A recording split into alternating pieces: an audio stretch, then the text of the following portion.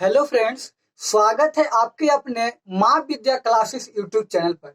तो फ्रेंड्स, हम लोग जो है आज काव्य खंड पढ़ने वाले हैं, ठीक है। और यह काव्य खंड में जो है पहला लेसन पढ़ने वाले हैं जिनका नाम है कड़वक। क्या नाम है? कड़वक। यकीन मानिए, इस तरह से आज मैं आपको पढ़ाऊंगा कि आप पूरे यूट्यूब पर खोज लीजिएगा, आपको कहीं इतना बेहतरीन ढंग से जो है पढ़ने के लिए नहीं मिलेगा, ठीक है। आज मैं आपको इस तरह से पढ़ाऊंगा ना कि सिर्फ एग्जाम टाइम तक ही नहीं, सिर्फ एग्जाम टाइम तक ही नहीं, बल्कि आपको लाइफ टाइम तक याद रहेगा कि जब जब आपको ट्वेल्थ की याद आएगी तो आपको जो है याद आएगा कि उस तरह से जो हमने पढ़ा है हमें आज तक याद है। इस तरह से आज मैं आपको पढ़ाऊंगा और यकीन मानिए आप हमें कभी नहीं कहिएगा कि सर आप क्वेश्चन आंसर करवा दीजिए या ऑब्जेक्टिव करवा दीजिए, क्योंकि इतने बेहतरीन से आप पढ़ाएंगे हम आपको कि आप खुद ही जो है क्वेश्चन आंसर और ऑब्जेक्टिव कर लीजिएगा। देखिए ना कितना बेहतरीन से पढ़ते हैं आज हम। जो देखिएगा, देखिए सबसे पहले जो है यहाँ से ऑब्जेक्टिव आता है, आपको जानना बेहद जरूरी है, ठीक है। देख लीजिए, यह जो कड़वक है चैप्टर 1 हम लोग पढ़ रहे हैं क्लास 12 का। कौन क्लास? क्लास 12 का जो है पहला लेसन, काव्य खंड का पहला लेसन, जिनका नाम है कड़वक। क्या नाम है? कड़वक।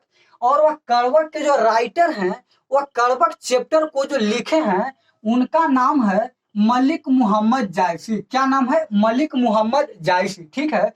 देखिए यहाँ इनका जन्म मृत्यु थोड़ा याद रख लीजिएगा, क्योंकि यहाँ से जो है ऑब्जेक्टिव आता है। क्लियर? देखिएगा इधर, ये जो है मलिक मोहम्मद जायसी, मलिक मोहम्मद जायसी का जन्म कहाँ हुआ था? तो 15वीं सदी में, अनुमानतः 1492 ईस्वी में। कब हुआ था? 1492 ईस्वी में। याद रखिएगा। देखिए यह फिक्स नहीं है, यह जो है फिक्स नहीं है कि मलिक मोहम्मद जायसी का जो जन्म हुआ था वह 1492 ईस्वी में हुआ है। यह फिक्स नहीं है, लेकिन फिर भी यहाँ पे अनुमान लगाया गया है कि इनका जन्म कब हुआ है, तो 1492 ईस्वी में। क्लियर? आगे देखिएगा, इनका निधन हुआ है कब? तो 1548 ईस्वी में। यह भी फिक्स नहीं है कि इनका 1548 ईस्वी में निधन हो ही गया है, यह अनुमान लगाया जाता है कि इनका निधन कब हुआ है, तो 1548 ईस्वी में। आगे देखिएगा, इनका निवास स्थान कहाँ है? यह जो मलिक मोहम्मद जायसी है वो इनका निवास स्थान, वह कहाँ रहते थे? तो उनका निवास स्थान है जायस कब्र अमेठी, उत्तर प्रदेश में। कहाँ है? देखिएगा इधर, जायस कब्र अमेठी, उत्तर प्रदेश में इनका निवास स्थान है। किनका? तो मलिक मोहम्मद जायसी का निवास स्थान कहाँ है? तो जायस कब्र अमेठी, उत्तर प्रदेश में। क्लियर? अब देखिएगा, ये जो मलिक मोहम्मद जायसी जो है, मलिक मोहम्मद जायसी के पिताजी का नाम क्या है? तो उनके पिताजी का नाम है मलिक शेख ममरेज। क्या नाम है? मलिक शेख ममरेज नाम है। पिता का नाम मलिक शेख ममरेज। किनके पिता का नाम? तो मलिक मोहम्मद जायसी के पिताजी का नाम क्या है? तो पिताजी का नाम है मलिक शेख ममरेज, ठीक है। यहाँ तक किसी को कोई प्रॉब्लम नहीं हुआ होगा, ठीक है। आगे देखिएगा, आपको प्रॉब्लम होगा ही नहीं, इतना बेहतरीन ढंग से आज मैं आपको पढ़ाऊंगा। आगे देखिएगा, इनका गुरु का नाम क्या है? इनका गुरु जी जिनसे जो है मलिक मोहम्मद जायसी शिक्षा लिए थे, उनके गुरु जी का नाम है सूफी संत शेख मोहिदी। क्या नाम है? ध्यान सुनिएगा, सूफी संत शेख मोहिदी और सैयद अशरफ जहांगीर। क्या नाम है? फिर से सुनिएगा, इनके गुरु जी का नाम है सूफी संत शेख मोहिदी और सैयद अशरफ जहांगीर। किनके गुरु जी का नाम है? तो मलिक मोहम्मद जायसी के गुरु जी का नाम है, यह नाम है कि सूफी संत शेख मोहिदी और सैयद अशरफ जहांगीर गुरु जी का नाम है, मलिक मोहम्मद जायसी के गुरु जी का नाम है, ठीक है। यह जो आप देख, यहाँ एक बार और देख लीजिएगा, यहाँ देखिएगा व्यक्तित्व, इनका जो है व्यक्तित्व क्या है? इनका व्यक्तित्व यह है कि चेचक के कारण जो है, आप चेचक समझते होंगे, चेचक के कारण जो है मलिक मोहम्मद जायसी के मुंह पर जो है, उनका मुंह जो है बदसूरत हो गया था, रूपहीन हो गया था। किसके कारण? चेचक के कारण जो है मलिक मोहम्मद जायसी का शकल जो है, चेहरा जो है रूपहीन हो गया था, बदसूरत हो गया था, ठीक है। अब देखिएगा आगे, हो गया था। और यह जो आप देख रहे हैं, यह पद्मावत से लिया गया है। कहाँ से लिया गया है? पद्मावत से लिया गया है। बहुत खुशनसीब होते हैं वे लोग बहुत खुशनसीब होते हैं जिन्हें पद्मावत के बारे में जो है पढ़ने को मिलता है। ठीक है, हम लोग का एक छोटा सा टॉपिक मिला है पढ़ने का, पद्मावत से लिया गया। ठीक है, देखिएगा इधर और याद रखिएगा यह वीडियो का जो है पार्ट 1 है। ठीक है, यह वीडियो का पार्ट 1 है और पार्ट 2 भी आएगा। देखिएगा इधर, यहाँ से जो है आपको याद कर लीजिएगा, यहाँ से ऑब्जेक्टिव आता है। ठीक है, कि जन्म कब हुआ था, निधन कब हुआ था और उनका निवास स्थान वे कहाँ रहते थे, मलिक मोहम्मद जायसी जी। ठीक है, इनका पिताजी का नाम क्या था, इनका गुरुजी का नाम क्या था। ठीक है, अब आगे देखिएगा हम लोग जो है कहानी की ओर मोड़ ले रहे हैं। ठीक है, देखिएगा इधर कहते हैं, एक नयन कवि मोहम्मद गुनी सोई बिमोहा जय कवि सुन। बहुत जो है इतना लाजवाब है, इतना लाजवाब है कि आप ऐसे कभी नहीं पढ़े होंगे। सच बता रहा हूँ, आप जो है ऐसे कभी नहीं पढ़े होंगे जितना बेहतरीन ढंग से आज मैं आप लोग को जो है पढ़ाऊंगा। देखिएगा कैसे जी, कहा है एक नैन कवि मोहम्मद गुनी सोई बिमोहा जय कवि सुनी। आगे कहता है, चांद जैस जग विधि अवतारा दिन कलंक किन उजियारा। इनका अर्थ समझिएगा, ऐसे पढ़ने में लगता है ना कि कहानी पढ़ रहे हैं। ठीक है, लगेगा कि कहानी पढ़ रहे हैं, लेकिन देखिए इनका अर्थ समझिएगा क्या होता है। इनका अर्थ है, कहता है एक नैन कवि मोहम्मद गुनी सोई बिमोहा जय कवि सुनी। कहता है देखिए, नैन मतलब तो आप समझते होंगे, नयन मतलब आंख तो जरूर समझते होंगे। ठीक है, अब देखिए सोई मतलब उवाही, सोई मतलब क्या होता है, उवाही। अब विमोहा मतलब मोह लेना, विमोहा मतलब क्या होता है, मोह लेना। अब आगे देखिएगा, कवि मतलब कविता, यहाँ पे क्या समझिएगा, कवि मतलब कविता और सुनी मतलब सुनना। कहता है कि एक नैन कवि मोहम्मद गुनी सोई बिमोहा जय कवि सुनी। कवि कहते हैं कि हमारे पास एक ही नयन है, कवि कहते हैं कि हमारे पास एक ही नयन है और एक नयन होते हुए, हमारे पास एक ही नयन है और एक नयन, एक आंख होते हुए भी हमारे पास कुछ ऐसा गुण है, हमारे अंदर कुछ ऐसा गुण है, उस गुण के माध्यम से हम जो कविता लिखते हैं, क्या लिखते हैं, कविता लिखते हैं। हमारे पास एक ही आंख है, एक ही नयन है, लेकिन हमारे अंदर जो ये गुण है, यह गुण से हम जो कविता लिखते हैं, वो कविता को जिस जिस लोग ने पढ़ता है, जिन जिन लोगों ने पढ़ता है, सुनता है, उनका मोहित हो जाता है। क्या, उनका मन जो है मोहित हो जाता है। पहला पंक्ति समझ में आ गया, फिर सुनिएगा। कहता है एक नैन कवि मोहम्मद गुनी सोई बिमोहा जय कवि सुनी। कहते हैं कि हमारे पास एक ही नयन है, हमारे पास एक ही आंख है, लेकिन हमारे अंदर जो गुण है, हमारे अंदर जो चरित्र है, उस गुण के माध्यम से हम जो कविता लिखते हैं, उस कविता को जिस जिस लोग ने पढ़ते हैं, जिन जिन लोगों ने सुनते हैं, उनका मन क्या हो जाता है, मोहित हो जाता है। देखिएगा इधर, क्या हो जाता है, मोहित हो जाता है। उनका मन को क्या कर लेते हैं, मोह लेते हैं। ठीक है, आगे देखिएगा, कहता है आगे, चांद जैसे जग विधि अवतारा दिन कलंक किन उजियारा। कितना मजा आ रहा है ना। आगे देखिएगा इनका अति, इनका जो हम लोग अर्थ करते हैं, देखिएगा इधर कैसे, चांद जैसे जग विधि अवतारा दिन कलंक किन उजियारा। कहने का मतलब यह है कि जिस प्रकार से चांद जो है, जिस प्रकार से चांद को जो है, विधि मतलब ईश्वर, विधि मतलब क्या, ईश्वर, और अवतार मतलब जन्म दिया, अवतार मतलब जन्म दिया। ठीक है, तो कहते हैं कि जिस प्रकार से चांद को, जिस प्रकार से चांद को जो है ईश्वर ने इस जग में, इस संसार में जन्म दिया है। कहते हैं कि जिस प्रकार से चांद को जो है ईश्वर ने, प्राकृतिक ने जो है जन्म दिया है इस संसार में, इस संसार में जन्म दिया है, दिन कलंक किन उजियारा। कहते हैं कि उनमें भी एक कलंक है, उनमें भी एक क्या है, कलंक है, फिर भी वह अपने प्रकाश से जो है, वह अपने प्रकाश से पूरी दुनिया को क्या कर रही है, उजियारा कर रही है। पूरी दुनिया में क्या कर रही है, प्रकाश को फैलाई हुई है। उनके अंदर भी एक क्या है, कलंक है। या कहने का मतलब जो है, मलिक मोहम्मद जायसी यह बात कहना चाहते हैं कि हमारे अंदर भी जो है एक कलंक है, ऐब है, कि हमारा चेहरा जो है, हमारा शक्ल जो है खूबसूरत नहीं है, बल्कि बदसूरत है, रूपहीन है। लेकिन रूपहीन होने से क्या होगा, हमारे अंदर जो ऐसा गुण है, उस गुण के माध्यम से जो कविता लिखते हैं, और इस कविता को जिस जिस लोग ने पढ़ता है, उनका मन क्या हो जाता है, मोहित हो जाता है। उसी प्रकार से कहते हैं कि चांद जैसे जग विधि अवतारा दिन कलंक किन्हु उजियारा। कहते हैं कि जिस प्रकार से चांद को जो है ईश्वर ने जन्म दिया है इस संसार में, कहते हैं कि जिस प्रकार से चांद को ईश्वर ने जन्म दिया है इस संसार में, और उस चांद में भी एक क्या है, उस चांद में भी एक कलंक है। और फिर भी वह अपने प्रकाश से जो है, और फिर भी कलंक होते हुए भी वह अपने प्रकाश से जो है पूरी दुनिया में क्या कर रही है, उजियारा करी है, पूरी दुनिया में जो है प्रकाश को फैलाई हुई है। कौन? चांद। ठीक है, आगे देखिएगा।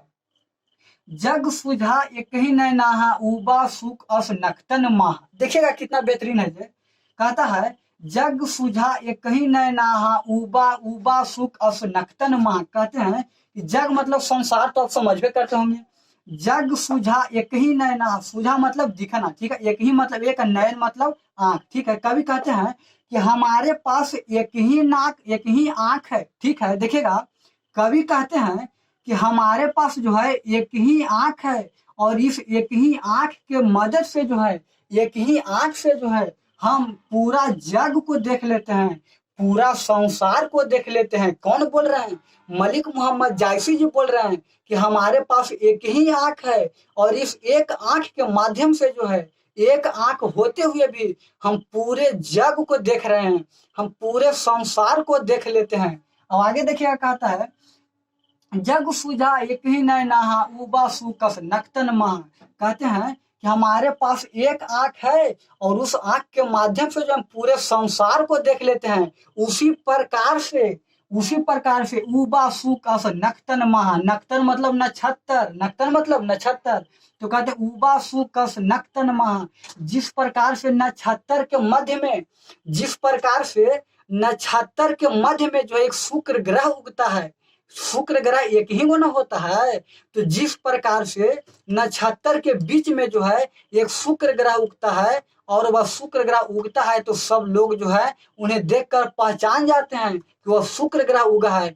उसी प्रकार से हमारे आंख भी एक ही है, और इसी एक आंख से जो है हम पूरे संसार को देख लेते हैं, और इसी एक आंख के माध्यम से जो है हम अपने कविता को लिखे हैं। इस कविता को सुनकर उनका सबका जो लोग जो होते हैं मेरी कविता को पढ़ते हैं, उनका मन को क्या कर लेते हैं, मोह लेते हैं। कौन कर रहे हैं? तो मलिक मोहम्मद जायसी कहते हैं जग सुझा एक ही नैना नुबा सुकस नक्तन महा। नक्षत्र के मध्य में जो है एक शुक्र ग्रह है ना, उसी शुक्र ग्रह एक ही को है, लेकिन जब वह उगता है तो पूरे लोग उन्हें क्या कर लेते हैं, पहचान लेते हैं कि क्या है, शुक्र ग्रह है। उसी प्रकार से मैं हूं, मैं नहीं, कौन? मलिक मोहम्मद जायसी कर रहे हैं उसी प्रकार से मैं हूं। हमारे पास एक ही आंख है, और इस एक आंख के माध्यम से जो है हम पूरे विश्व में जो है अपना जो है पहचान बना लिया है। एक आंख होने से क्या होगा, जिस प्रकार से कौन है, नक्तन महा, नक्षत्र के मध्य में एक शुक्र है। आगे देखिएगा, कहते हैं जो लही अम्बई डाब न होई तो लही सुगंध बसाई न होई। देखिएगा कितना जबरदस्त है। कहते हैं कि जो लही अम्बई डाब न होई तो लही सुगंध बसाई न होई। कहते हैं कि जो लही मतलब जब तक, याद रखिएगा, जो लही मतलब जब तक, ठीक है। अम्बई मतलब आम, डाब मतलब बताते हैं, न होई। कहते हैं कि जो लही मतलब जब तक आम में डाब न होता है, जब तक आम में डाब ना होता है, डाब मतलब समझते हैं आप, आम को तो जरूर देखे होंगे। आम में जो है, आम के ऊपर जो है काला काला टाइप का जो है दाने दाने हो जाता है, उसे हम लोग क्या कहते हैं, डाब कहते हैं, ठीक है। तो कहते हैं कि यह कहते हैं कि जो लही अम्बई डाब न होई तो लही सुगंध बसाई न होई। कहते हैं कि जब तक आम में जो है, जब तक आम में डाब नहीं होता है, जब तक आम में जो है डाब नहीं होता है तो नहीं, तब तक जो है उसमें सुगंध नहीं आते हैं। ऐसा कौन कह रहे हैं? मलिक मोहम्मद जायसी जी कह रहे हैं कि जब तक आम में डाब न होता है तब तक जो है उस आम में सुगंध नहीं आता है। समझ में आपको आ गया? आगे देखिएगा, इसी प्रकार से अगर आम में सुगंध आ जाएगा, उसमें आम में जो सुगंध आता है तो क्या उसमें डाब का होना जरूरी है? आगे कहते हैं, देखिएगा, किन समुद्र पानी जो खारा तो अति भये असूय पार। कहते हैं, देखिएगा, किन समुद्र पानी जो खारा तो अति भव्य असूय पार। कहते हैं कि समुद्र का पानी जो है खारा है। समुद्र आप देखे होंगे तो समुद्र को पानी जो है बहुत खारा है, और वो समुद्र का पानी बहुत है, बहुत है, एकदम अजूबे अपारा है, बहुत पानी है, बहुत पानी है। फिर भी लोग उन्हें क्या है देखते हैं कितना पानी है, बहुत अपार पानी है। कौची का पानी? तो समुद्र का पानी है। आगे देखिएगा, कहते हैं कि जौ सुमेरु त्रिशूल विनाशा भाग कंचन गिरी लाग आकाशा। कहते हैं कि जौ सुमेरु त्रिशूल विनाशा भाग कंचन गिरी लाग आकाशा। यह कहते हैं कि जब त्रिशूल जो है, जब शंकर भगवान का जो त्रिशूल था, वह त्रिशूल जो है सुमेरु पर्वत पर जो है, जो वह त्रिशूल को मारे थे। शंकर भगवान जो है सुमेरु पर्वत पर वह त्रिशूल को मारे थे। किसके लिए? विनाश करने के लिए उस पर्वत को। तो कहते हैं कि जौ सुमेरु त्रिशूल विनाशा, शंकर भगवान जब त्रिशूल माने विनाश करने के लिए सुमेरु पर्वत को जो विनाश करने के लिए मारे, भाग कंचन गिरी लाग आकाशा, जो विनाश करने के लिए मारे, तो वह जो है क्या बोलते हैं, वह जो सुमेरु पर्वत जो है क्या बन गए? सोना बन गए। क्या बन गए? सोना बन गए। और सोना बनने के बाद वह कहाँ चले गए? आकाश में चले गए। समझ में आपको आ रहा? देखिएगा आगे इधर कहते हैं जो लही घारी कलंक न पारा कांच होई नहीं कंचन कारा। देखिएगा इधर कहते हैं कि जो लही हरी कलंक न, ऐसे देखिएगा, जो लही घारी कलंक न पारा कांच होई नहीं कंचन कारा। कहते हैं कि जब तक घरिया में कलंक न पड़ा, जब तक ये मिट्टी का बर्तन आप देखे होंगे, ठीक है, मिट्टी का, तो जब तक उस मिट्टी के बर्तन में कुछ कलंक ना आता है, अगर उस मिट्टी को बर्तन को जो है जब तक आप उसे नहीं तपाइएगा, मिट्टी के बर्तन को जब तक आप उसे नहीं तपाइएगा, आग में उसे नहीं तपाइएगा, तब तक वह मिट्टी के बर्तन में जो है उतना अच्छा जो है। आगे देखिएगा, मिट्टी के बर्तन में कांच होई नहीं कंचन कारा। जब तक उसे जो है आप आग में नहीं तपाइएगा, तब तक वह जो है कंचन यानी सोना नहीं बन पाएगा, उतना अच्छा नहीं बन पाएगा। इसलिए अगर आपको अच्छा बनना है तो आप जो है पहले आप अपने आप को तपाना सीखिए। समझ में आ रहा है? यही क्या कह रहा है, यह पंक्ति कह रहा है कि जो लही घारी कंचन न पारा कांच होई नहीं कंचन कारा। जब तक मिट्टी के बर्तन को नहीं पकाइएगा, तब तक वह सोने के लायक नहीं होगा।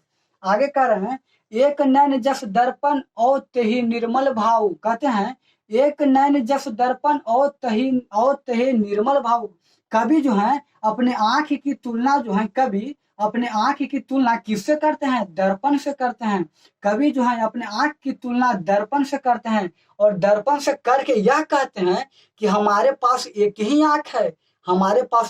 आंख है, लेकिन इसी आंख के माध्यम से जो है एक नैन जस दर्पण और तेहि निर्मल भाव। कहते हैं कभी जो है अपने जो है कभी आंख किससे करते हैं? दर्पण से करते हैं। अपनी तुलना किससे करते हैं? दर्पण से करते हैं। और तेहि निर्मल भाव, कहते हैं मेरी चेहरा क्या है? निर्मल है। क्या है? निर्मल है। आगे देखिएगा, सब रूपाम्बत गही मुख जब ही कई चाऊ। कहते हैं कि सब रूपवंत गही मुख जो बही कई चाऊ।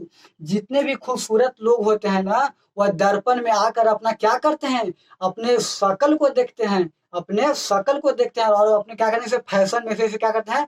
बाल रखते हैं। वही कौन कर रहे हैं? मलिक मोहम्मद जायसी जी बोल रहे हैं। इस प्रकार से आपका यह वीडियो का पार्ट 1 है, ठीक है, और पार्ट 2 जो है इसके बाद वाले वीडियो में लाएंगे, ठीक है।